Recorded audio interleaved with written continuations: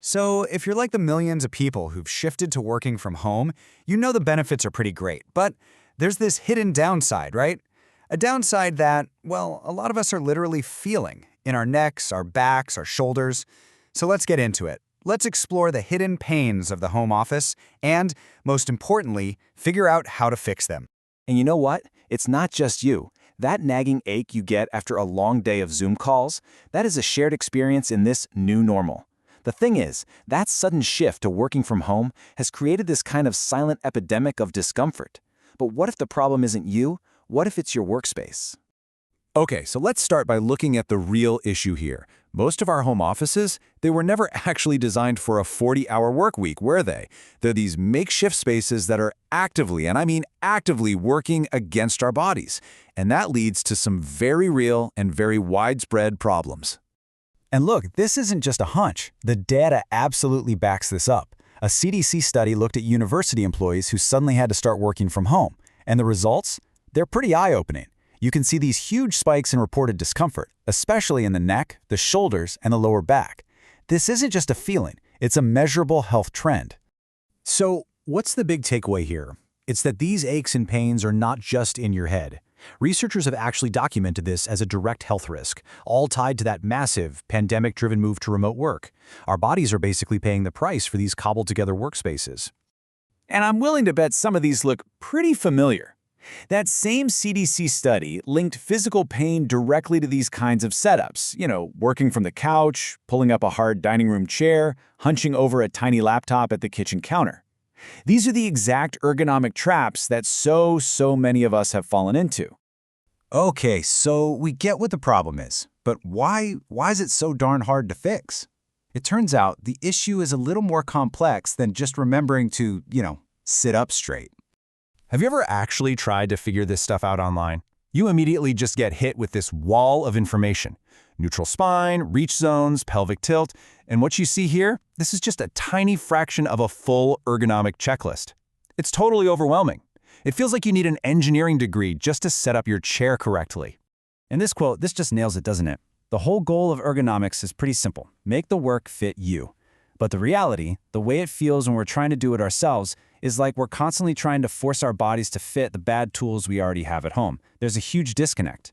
But the challenge isn't just about the physical stuff, the ergonomics. It's also psychological. This research, which is actually about why people struggle to declutter their homes, it gives us some really fascinating clues. It turns out that organizing a physical space, whether it's your closet or your office, runs into the exact same mental roadblocks.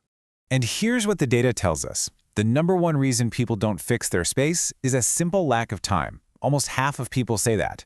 And right behind that, not knowing where to start and feeling stuck with no system. So it's not just about knowing what to do, it's about having the time and the mental energy to actually do it. Okay, but it doesn't have to be this complicated. I promise. We can start with a simple, actionable blueprint that you can use like today to make an immediate difference. So let's break down the solution. Here's your first quick win, a 1-minute daily check. Seriously, that's it. Before you start your day, just quickly run through these 5 points. Are your hips a little bit above your knees? Is your lower back supported? Is your monitor about an arm's length away? Just this simple habit can completely recalibrate your posture and prevent hours and hours of strain. And when you put it side by side like this, the difference is just, wow, it's crystal clear. On the left, you have that pain-inducing setup we've all been guilty of. And on the right, you have a supportive, ergonomic environment. The whole goal is to just move from that left column over to the right, one little adjustment at a time. And hey, let's not forget about another super important piece of the puzzle. Research shows that a workspace that's clean and organized and just visually pleasing, it actually boosts your satisfaction and well-being. It's not just about how your body feels, it's also about how your mind feels in the space. Function and form really do go hand in hand. But what if that daily check just feels like one more thing on an already packed to-do list? I get it. For those of us who don't have the time or, frankly, the mental bandwidth to become a DIY ergonomics expert, there's a totally different approach that's becoming way more common. It's a model that's often called a managed office. So what is that?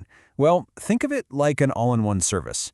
Instead of you trying to piece everything together, a company comes in, designs the workspace, sources all the right equipment, and handles the entire setup, all tailored specifically to you. And that's often paired with something called white glove service. You know when you order a new desk or a chair and that giant heavy box just gets left on your doorstep? Well, this service is the opposite of that. They bring it in, they assemble it perfectly, they place it exactly where you want it, and then they take all the packaging and trash with them when they leave.